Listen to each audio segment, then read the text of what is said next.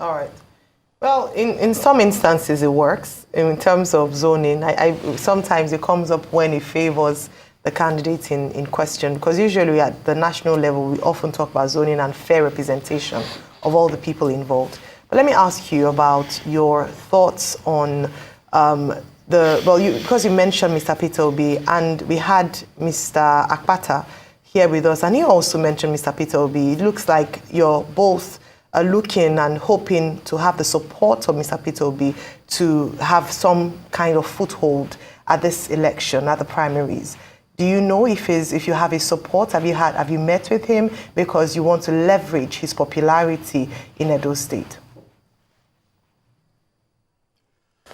Ayo, like I said, and not many of the aspirants in Edo today spoke up June 2022, when I, even as a serving House of Rep member on the platform of PDP, said I endorsed Peter Obi and said I will support him. Have you met him? Have you? Not many. You can go back and check. Have you met him? Have you discussed your plans? Yes, I met. Sure, I have.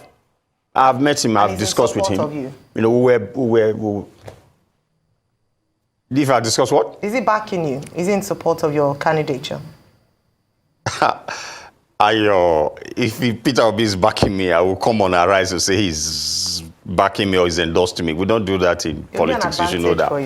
But he's the leader of the party. He's the leader of the party, and he's supporting everybody for now, I think. So let's leave that for now. Okay, so Honorable Ogun, good to see you again. You're in the race, for the Labour Party. Good morning. But what is this talk about you being the joker that the current governor wants to use, in the Labour Party? There's this talk, and this talk has been rife, and that it is you they want to use to sort of be like a placeholder so that nobody will be able to challenge a governor's candidate. What do you say about that talk? No, you Rufai, I think you know a little about me. That can't be correct, Rufai. No, but I'm hearing that for the first time from you. It's politics. No, Rufai, it's not correct. You say you're part of the joker for the calculation. No, it's not correct. I'm hearing that. Is there anything we need to know you're not telling us? But Rufai, I don't know that you know my antecedent in the National Assembly. You know that I'm not the kind of person that anybody would do that with. Matter of fact, I had discussed with the governor when I finished in National Assembly. I went to show him all I did in National Assembly. I wrote to him officially. He flipped through it and said, impressive. And said to me, do you want to run? Are you interested in the governorship? I said, yes, I am. He said, okay, well, he cannot endorse me, but that would be unfair to others. And that was it. I think about 2 months later, I went to see him again. And he asked why I was not attending the meeting in my senatorial. And I said I didn't believe what they were doing then. Then I was seeing PDP. And I told him that he told me how he was working to rebuild PDP and all. And after everything, he wanted to know my thoughts. And I said to him, I am changing platform.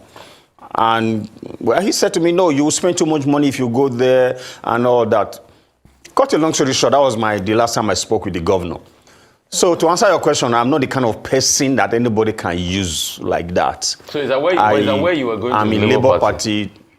Is that where you were going to the Labour Party? I mentioned to him, well, he's a politician. He would know I declared for the Labour Party, and it was not something I did behind the house. I declared and I had my leaders there, and it was in the news and all. So he knows I'm in Labour Party. He knew I mentioned it to him. Like I said, he tried to discourage me.